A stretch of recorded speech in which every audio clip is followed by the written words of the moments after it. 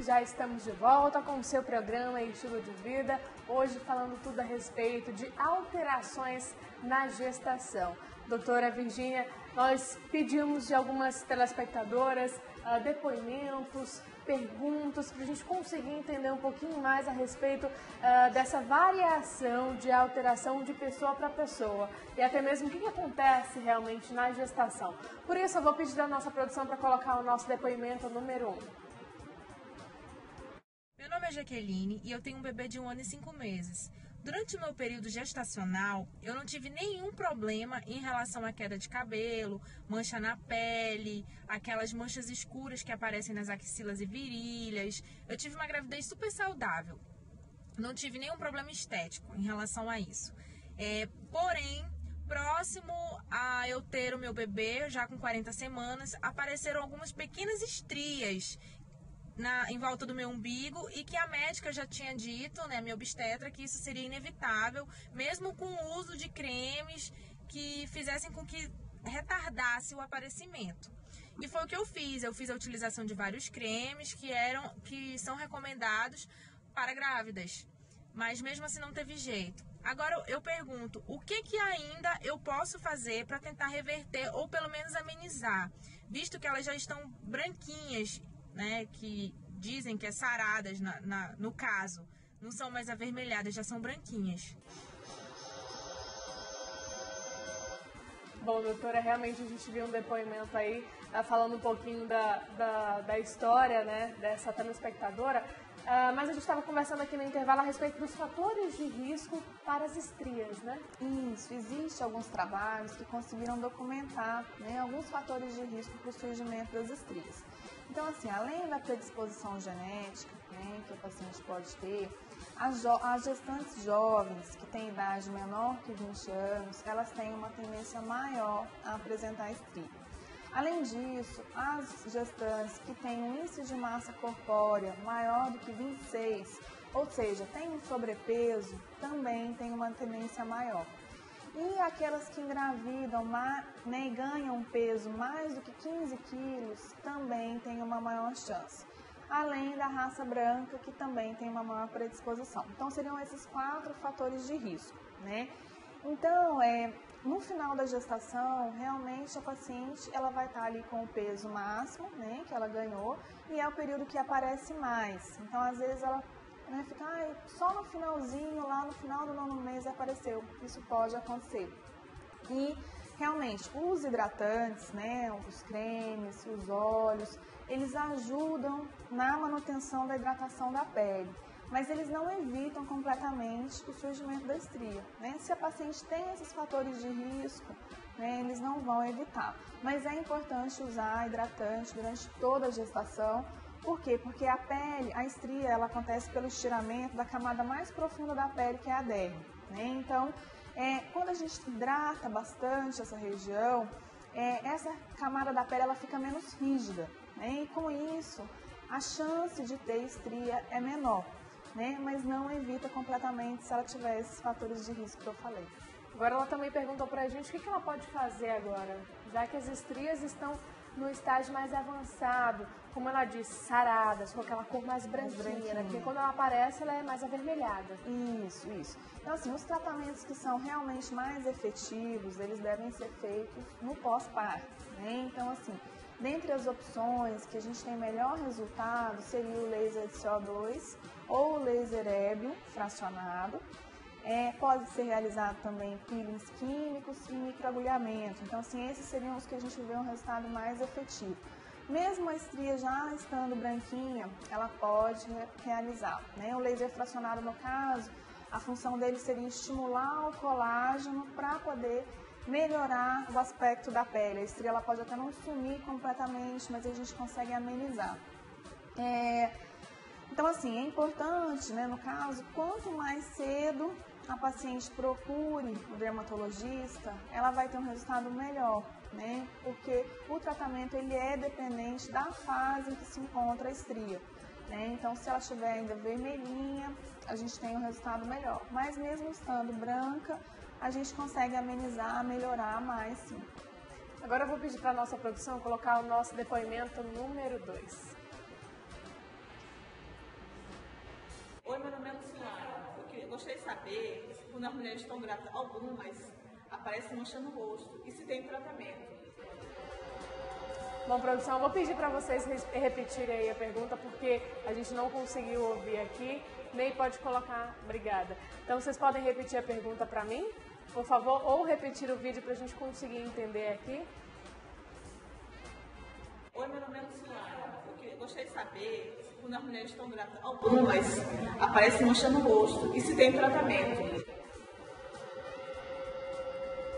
Bom, doutora, estão perguntando sobre manchas no rosto. Tem tratamento? Bom, as manchas têm sim, né? Então, assim, o melasma, né, no caso, até as sardas também, que podem ficar mais escuras, a gente tem um tratamento efetivo também depois do parto. Então, como eu falei, durante a gestação a gente já pode iniciar alguns cremes clareadores, né? É um pouco mais restrito porque existem várias medicações que a gente não pode estar usando na gestação, mas depois do parto, depois da amamentação, a gente consegue sim clarear o melasma, as manchas, não só com creme, mas pode ser feito procedimento como laser, pode ser feito peeling químico, né? Então a gente tem uma resposta boa na maioria dos casos. Bom, agora eu vou pedir para a nossa produção colocar o nosso depoimento número 3, por favor, produção.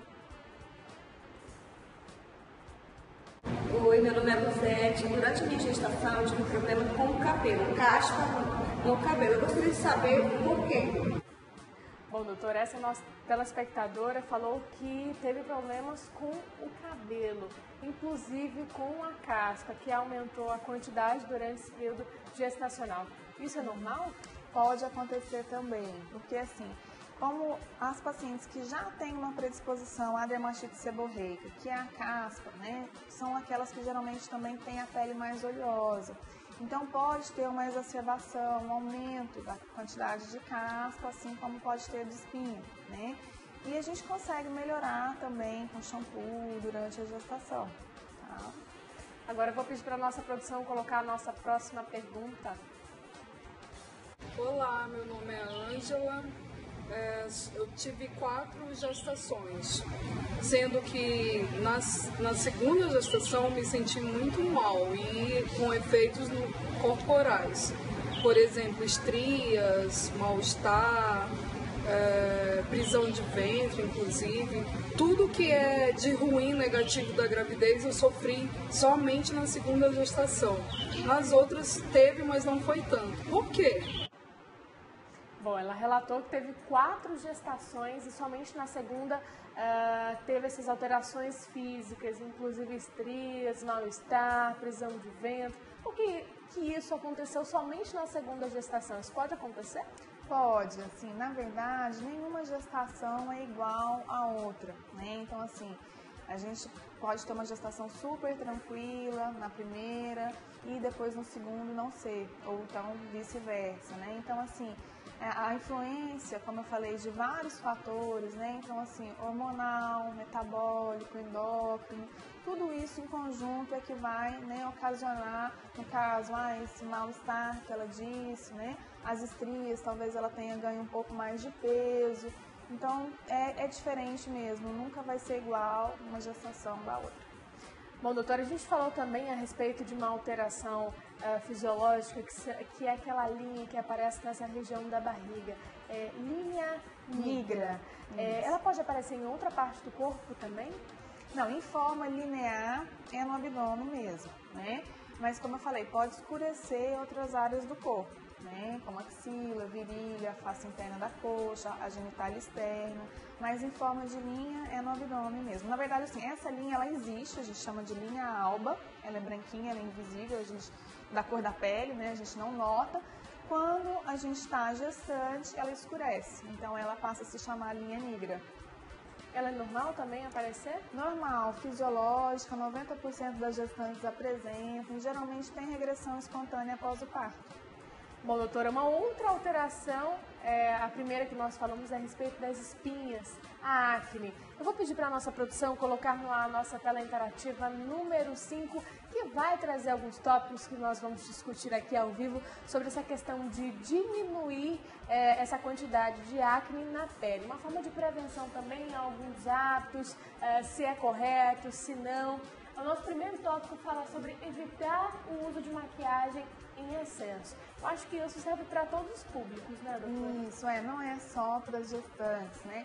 Então, assim, no caso, evitar usar maquiagem em excesso e retirar a maquiagem sempre na hora de dormir, né? Então, assim, a limpeza da pele é importante, né, para essas pacientes que já têm uma pele oleosa, né, que tá com essa questão do aumento, né, da quantidade de hormônios, então para evitar mesmo o surgimento de espinhas. Né? Agora aqui falar sobre um outro tópico a respeito dos cosméticos e produtos. Deixar de lado esses produtos oleosos. Isso, tudo que é oleoso, né? Então, se observar se o filtro solar não é oleoso para a sua pele, né? Hidratantes oleosos na face. Então, assim, às vezes a pessoa ela acha que está melhorando, mas não, entendeu? Então, é importante avaliar o tipo de pele, né? É claro que eu indico que a paciente ela tenha um dermatologista também durante a gestação, para que ela possa dividir, né, essas angústias e melhorar também a pele durante toda a gestação e no pós-parto também. Bom, doutora, nós vamos fazer uma breve pausa aqui no nosso bate-papo, mas no próximo bloco tem mais depoimentos, perguntas e vamos debater outros tipos de alterações. Você de casa que ainda não participou, não mandou a sua pergunta e questionamento, anota aí o nosso número, 92, código de Manaus, 981 11 45 12. Nós voltamos já.